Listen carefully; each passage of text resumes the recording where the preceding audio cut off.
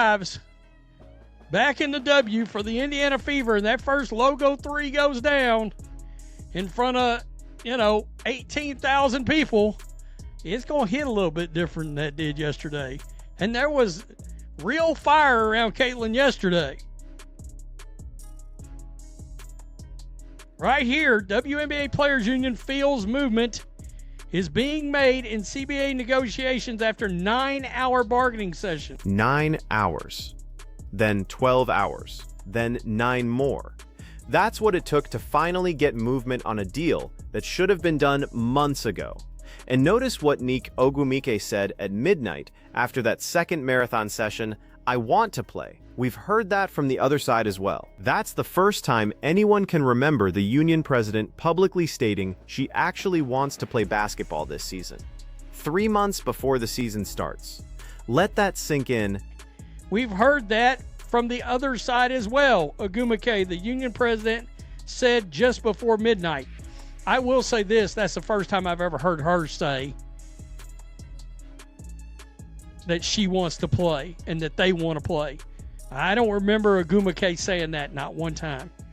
Well, we need to see a more robust demonstration of that. Wednesday's negotiating session came on the heels of a marathon 12-hour meeting that began on Tuesday. Here's what changed everything.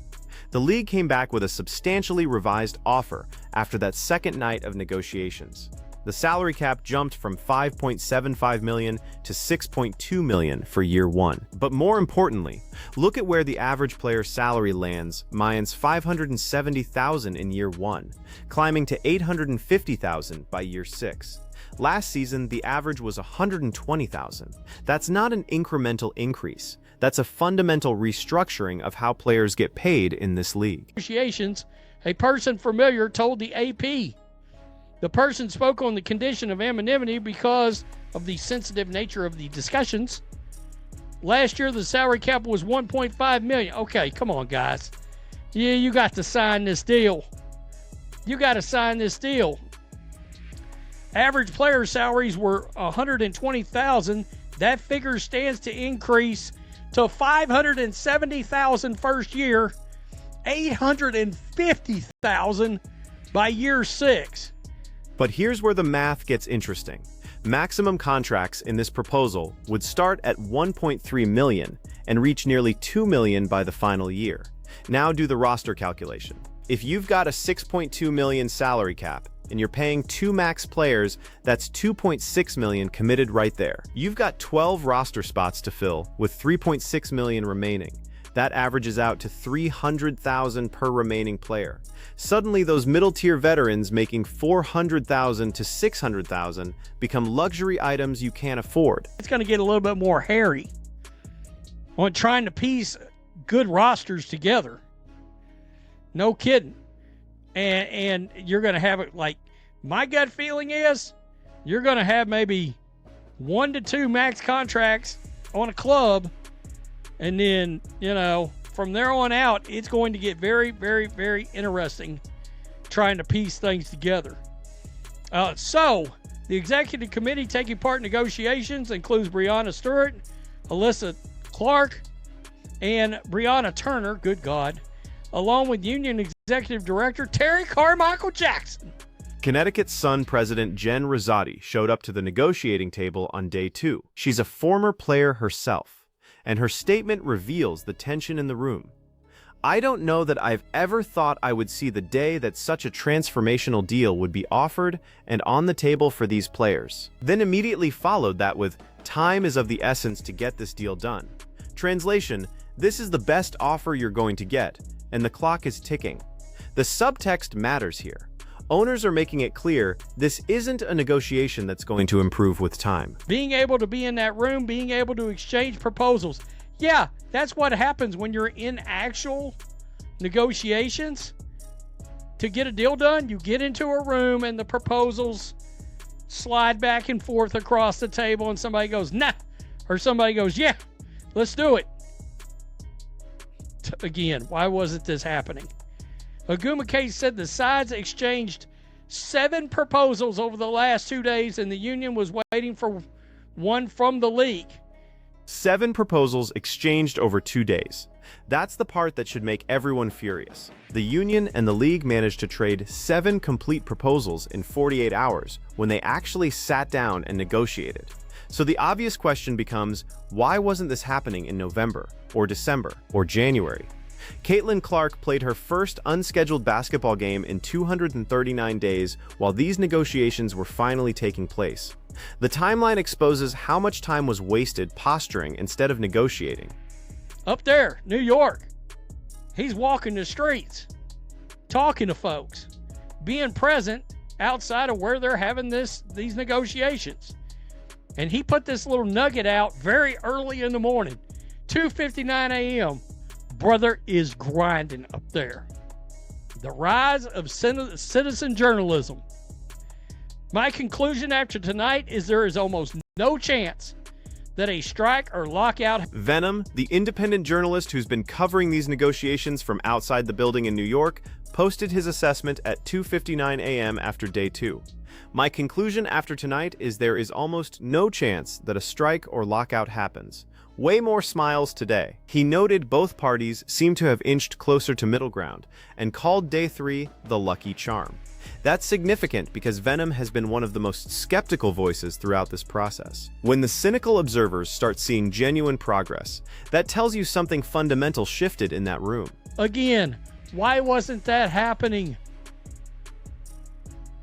months ago? And here we are.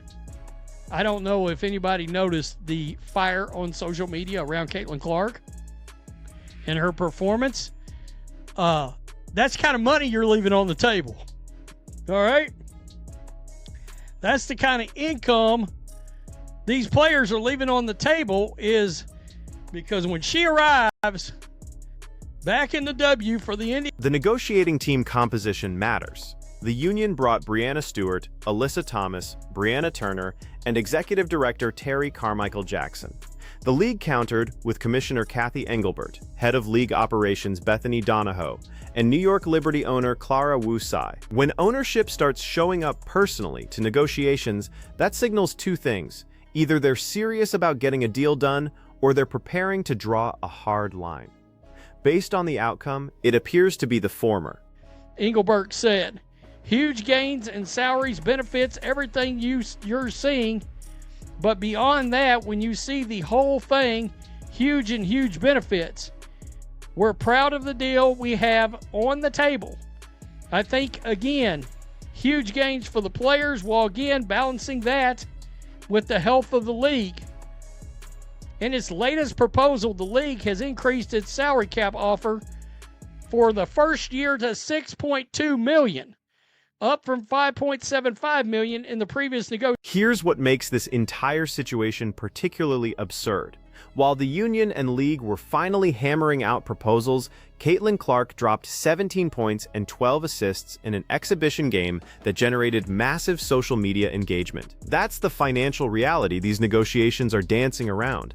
The league has unprecedented momentum right now, driven primarily by one player's drawing power. Every day without a signed CBA is another day that momentum could evaporate. Every postponed game is lost revenue that never comes back. The league's final proposal, sent after the players left on day 2, represented what Engelbert called a real historic transformational deal. That phrasing is deliberate. It's designed to make rejection politically difficult. How do you turn down a transformational offer that quintuples average salaries? The union would need ironclad justification for walking away from those numbers, and everyone in that room knows it. Commissioner Engelbert emphasized the proposal balances huge gains for players with the health of the league. That's the tension that's defined these negotiations from the start. Players want maximum compensation now. Ownership wants sustainable growth that doesn't overextend before the revenue fully materializes. The question is whether the projected revenue from expansion teams, new media deals, and increased attendance will support these salary commitments. If the Caitlin Clark effect proves temporary, these contracts could strain team finances significantly. The roster construction implications are going to reshape how teams build their rosters. General managers will need to choose between top-heavy rosters with 2 stars and minimum salary role players, or more balanced rosters without max contract players. That's a fundamental strategic decision that will define team-building philosophy for the next 6 years. Some franchises will go all in on star power. Others will try to build depth.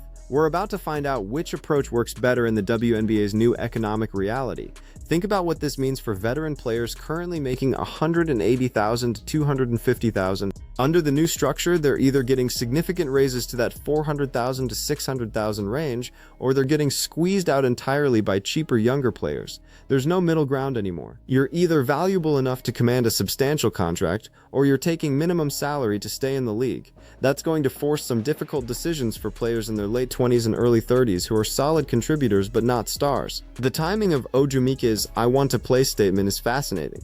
That's not something you say in the middle of negotiations unless you're signaling to your membership that it's time to accept a deal. Union presidents don't publicly express eagerness to end a negotiation when they're still planning to push for more. That statement was a message to players: we've gotten what we're going to get, and it's time to take it. Rizati's presence at the table on day 2 adds another layer. She understands both sides of this negotiation in a way most people in that room don't. She played in the league when salaries were embarrassingly low. She's now responsible for running a franchise that needs to remain financially viable. Her statement about this being a deal she never thought she'd see wasn't hyperbole. It was a reality check for players who might be considering rejection. Someone who lived through the league's financial struggles in the early 2000s is telling them this offer is historic. That carries weight. The 7 proposals in 2 days statistic reveals how much of this process was theater. When both sides are motivated to reach agreement, comprehensive proposals can be drafted, exchanged, and revised in hours. The months of apparent stalemate before these sessions weren't about complex economic modeling or intricate legal language. They were about each side waiting for the other to blink first. The league wanted the union to feel pressure from players eager to start the season. The union wanted the league to panic about losing the Caitlin Clark momentum. Finally, both sides realized the brinksmanship was counterproductive. The salary cap increase from $1.5 million to $6.2 million is dramatic, but context matters. NBA salary cap is $140 million. WNBA teams are now at 4.4% of NBA cap levels. That's still a massive gap, but it's progress from the roughly 1% where it stood before. The question is whether WNBA revenue can support this jump. League revenue was approximately $200 million last season. With 12 teams, that's roughly $16.7 million per team. A $6.2 million salary cap represents 37% of revenue going to player salaries. That's actually higher than many businesses allocate to labor costs, which typically run 20 to 30%. So here's what this deal really represents. It's ownership betting that expansion fees, new media rights deals, and sustained attendance growth will generate enough revenue to support these salaries without operating at a loss. It's players accepting that this is the best offer they're going to get given current league economics. And it's both sides recognizing that the Caitlin Clark effect created a window of opportunity that won't stay open forever. Strike now while casual fans are paying attention, or risk losing them permanently. The real test comes in year 3 and 4 of this deal. If attendance regresses to pre-Clark levels, if expansion teams struggle financially, if the media rights deal disappoints, that's when we'll see whether this agreement was visionary or reckless. Owners will be locked into salary commitments that might exceed revenue. Players will have contracts that look generous compared to the past, but inadequate compared to the hype. The sustainability question won't be answered for several years. What makes this particularly interesting is how it will affect competitive balance. Teams in larger markets with deeper-pocketed owners will be able to absorb luxury tax penalties or operate at a loss to field competitive rosters. Small market teams will need to be significantly smarter about roster construction, finding undervalued players, and developing talent internally. The gap between well-run franchises and poorly managed ones is about to become much more visible. In the old economic model, everyone was operating with similar constraints. Now, organizational competence matters much more. So was this marathon negotiation session heroic, as some media coverage suggested? Or was it simply people finally doing their jobs after months of unnecessary delay? The answer is probably both. Yes, putting in 12-hour days to hammer out a complex agreement deserves recognition. But also, why did it take until March to have these conversations when the season starts in May? The urgency that suddenly appeared could have been applied in December, giving everyone more time to prepare for the new economic reality. The bottom line is this: the WNBA is about to enter a completely different economic era. Player salaries are jumping dramatically, roster construction is becoming exponentially more complex, competitive balance is going to shift in ways we can't fully predict, and all of it is happening because one player's arrival forced everyone to recognize the league's growth potential. Whether that potential becomes reality depends entirely on what happens over the next 3 to 5 years. This CBA is either going to look like the moment the WNBA became a major professional sports league, or the moment it overextended before the foundation was solid. We're about to find out which.